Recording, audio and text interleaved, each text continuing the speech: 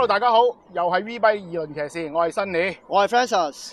今日咧就試呢架點樣圖嘅 Equator 赤道喎，中文叫做。咁咧佢就阿 Francis 揸咗第一轉，我就揸第二轉。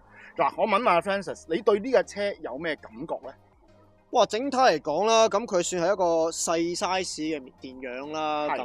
咁啊，電馬力嚟講啊，同埋續航力佢唔係最大嘅，但係咧勝在個操控靈活之餘咧，再有好特別嘅地方就係用咗 CVT 傳動，令到佢成個動力嗰個特性嘅話咧，同其他電車係完全唔一樣。即時唔會好似我哋平時揸電車咁，一嚟就好猛，跟住去到中段就冇咗力啦。絕對係啦，個感覺上咧，我覺得係似傳統綿羊仔喎，反而係啊。嗱，頭先我揸咗一轉啦，我揸到入去嗰度叫做咩大網仔啊？大網仔啊！去到大網仔，一條嘅路都好暢順，我就都百驗下試咗佢。其實佢話就有5個毛，但係有一個毛咧係慢到愛嚟褪車用嘅啫。第二個毛咧有一個叫做慳油毛啦，個慳油毛我試咗啦。唔超過大概40零公里咧，只可以行到。跟住一個 normal 普通毛咧，佢就行到80幾公里。咁我覺得個 normal 嗰個毛咧喺市區用係好適合。跟住再上就有一個叫做sport 毛，跟住再上仲有一個叫 racing 嘅。佢每一個毛個咪標嘅顏色都有唔同嘅。慳油毛隻ECO 毛咧，佢就綠色嘅。normal 咧就係白色嘅，跟住就黃色同紅色。咁講真，佢個分別咧係好明顯嘅。normal 佢去到80幾公里嘅，但係個力量嚟得咧就係好暢順，唔係冇力嘅，佢係有力。但係一撳咗佢去做 sport mode 咧，你明顯覺得嗰個電嗰個反應係嚟得快好多。再去到 racing， 我覺得喺呢條路我就玩咗一陣間，我就撳翻，因為你要好專注啊，佢好大力就變咗。咁其實呢架車咧，我相信佢嘅續航能力唔會好大，唔係佢嘅優勢嚟，我覺得。因為頭先我哋咁樣玩都行咗成，我哋99% 電嚟到我玩完嗰一陣10零公里揸咗，得翻60幾%。我諗我哋行咗大概20公里，20零公里，20零咗啦。20零公里佢就入嚟西貢係行咗成30，係啊，30幾個%電。電量佢唔係佢嘅優勢嘅，電量。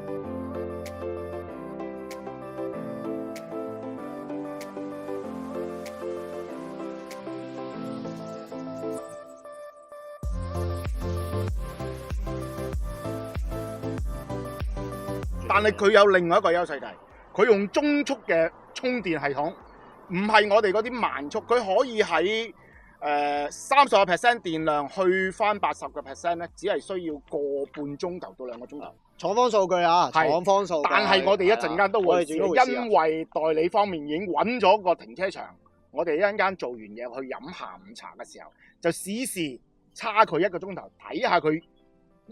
應該我哋翻出去咧，應該得翻40零個%電。差唔多。咁我睇下差佢1個鐘頭會去翻幾多電。咁啊，另外再講嘅就係頭尾都係14寸嘅輪圈，嗰個跨越性係非常之好嘅。我頭先揸嘅時候咧，一路都好多氹啊成啊，我覺得佢幫到我好多，唔係條避震幫到好多，反而係頭尾碌嗰個大輪圈啊。嗰個跨越性幫到好多，舒服，但係一個問題就係佢條胎為咗要嗰個慳電啊，嗰個低阻力啊，佢用咗條好窄嘅胎，100嘅胎，咁我覺得佢嗰個係窄咗啲啊。係，但係咯，窄咗。呢一架車又唔係屬於啲跑車，係一啲實用性嘅車，咁我又覺得無可厚非嘅呢樣嘢。係咯。只不過係你翻嚟，我真係建議大家第一時間就換咗對胎佢。因為佢就算有個 ABS 幫你，佢都會 lock 得到條尾胎嘅。頭先我試咗，即係話嗰條胎嗰個咬地能力都係比較低嘅，但係制動系統就好好嘅。頭先你都話俾我聽試咗，夠用㗎，夠晒啊！頭用單向兩遮活塞，尾咧係用對向兩遮活塞嘅喎，所以個尾其實都好夠力。頭先我就係一手攣落個尾鼻咧，試佢嘅 ABS。佢係會落一落個轆先至啟動個同埋 ABS。佢個剎車嗰個力度同埋手感咧，係相對地係偏線性同埋似我哋傳統油車啦。因為咧，大家知咧，如果有啲電車行輪毂電機嘅話咧，佢個尾壁呢個剎車咧係好奇怪嘅，因為冇辦法啦，因為個摩打喺個轆入。係啦，佢有個慣性嗰個動力喺個同埋尾度。再加上佢會有個回衝啊，regen 咧喺個尾轆度嘅話咧，令到個剎車手感特別係尾啊，好奇怪嘅。係係啦，咁所以呢個咧就用翻傳統嘅剎車配置嘅話咧，同埋個中置電機嘅話咧，就唔會有呢個問題咧，相對地就會好好掌握。其實一路以嚟我都建議買電車咧，因為其實用尾輪拱做摩打嘅車咧，係生產成本係低嘅。慳嘅，因為佢唔使做多好多嘅嘢，唔使再抽傳動啦，係啦。而且呢一架頭先都講咗，佢行 CVT，佢仲多咗嘢。因為我記得印象上邊咧，喺大概20幾年前，日本大車廠研發過一個咁嘅，都係將個 CVT 擺落個電樣度，電車啦，唔係羊啦，擺落個電車度。但係嗰陣時嘅電車未興起啊，所以佢哋放棄咗呢個計劃。咁啊，但係今次國產呢架 Demento， 佢用咗呢一套系統咧，以我記憶係第一架綿羊電嘅綿羊，近年來係第一咯，係應該係第一架用個 CVT 波箱嘅，但係整體係多咗個結構裝置啦，但係會幫到架車。頭先我哋所揸好嗰個感覺同我哋揸普通嘅電羊係唔同，特別係佢個尾段啊，個延伸性啊係好好多嘅。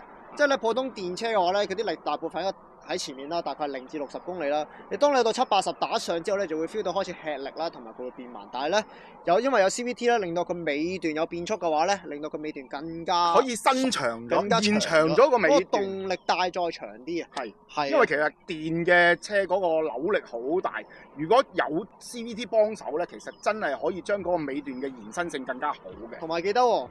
呢架車本身唔係行一個大功率嘅摩打同埋大功率嘅電池嚟嘅喎，咁所以變相就係有尾段延伸嘅話咧，相對地彌補到佢本身個摩打唔夠力，唔好話唔夠力啦，咁佢本身嘅設計係咁樣樣噶嘛，即係市區通勤啦，咁相對地會令你有更加好嘅動力適應性啦，同埋嗰個動力會更加順暢銜接得更加好咯。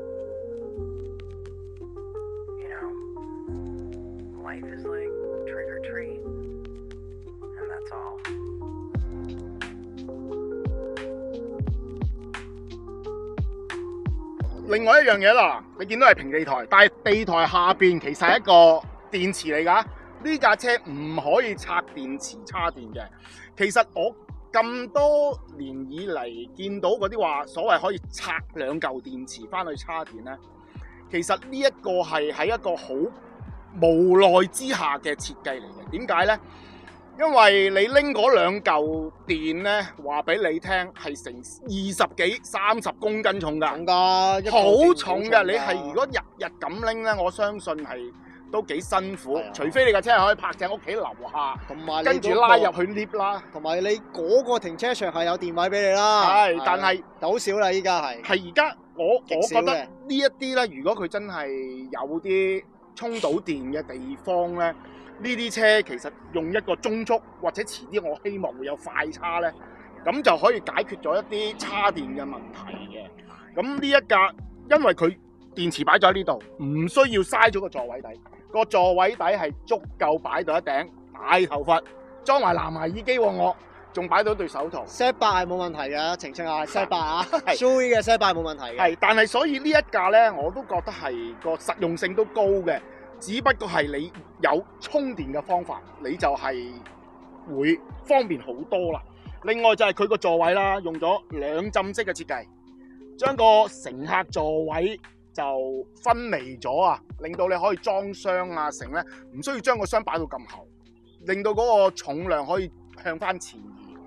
嗰個運輸方面上係方便咗，尾架冇咁易斷，冇錯，要係呢個好緊要。尾架冇咁易，因為用咗個乘客位置，你其實有啲愛嚟做通勤，愛嚟送外賣，你將個箱擺喺呢度咧，嗰個嗰個重量係會做得更好嘅。因為佢本身咧，佢原裝後面已經咧有個尾架喺俾你嘅，咁啊、連埋車架嗰邊啦。咁所以你哋唔使再自己買個尾架裝上去，你直接裝一塊嘅快拆底板或者萬用底板啦。咁咧就可以直接裝箱嘅，咁啊相對地就剛性會更加好啦，唔使再駁多層架喺上面啊嘛。咁啊，整體架車就係唔錯嘅，只不過最重要都係嗰句，有叉電方便。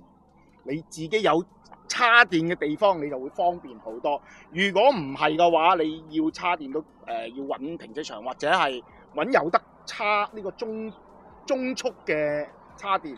佢跟住一個叉電機俾你嘅，都可以插翻13A 嘅家用電去幫佢叉電嘅，但係咧就會耐少少嘅應該。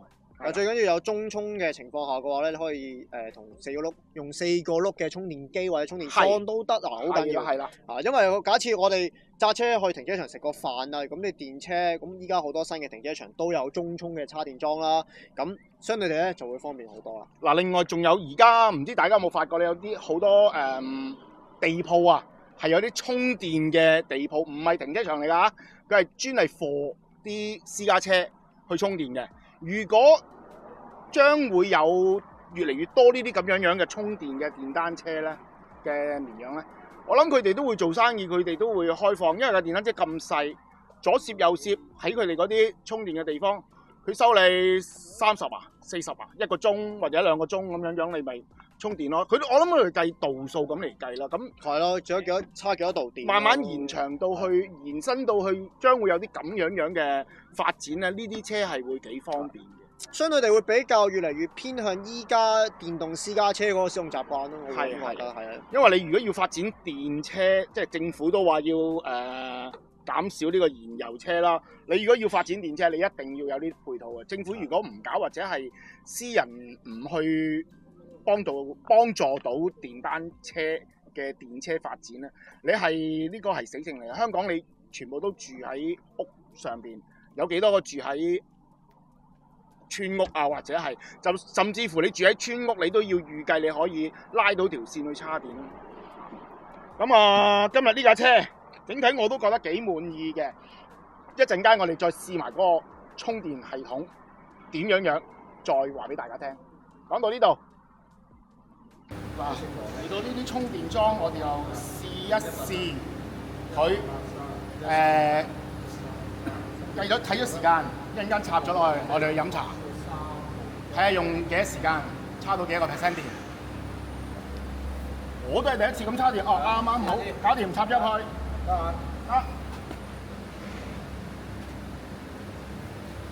得，叉緊啦，咁啊見到個幾多點？有叉緊嘅標誌啦，17.04分，39%。39%。OK， 我哋食嘢，要食嘢啊！翻嚟試下先。不過中叉嚟㗎。係啊，我哋呢個就係中叉㗎咋。好啦，跟住其實佢除咗 NFC 之外，仲有一個遙控，我覺得呢個遙控好用好多。我哋識詞。食嘢，食嘢。好啊。睇下幾多電先，仲有。63%，39。西加9充咗20幾咯，係嘛？24咯。24%咯，半個鐘頭。半個鐘頭充咗24%電咯。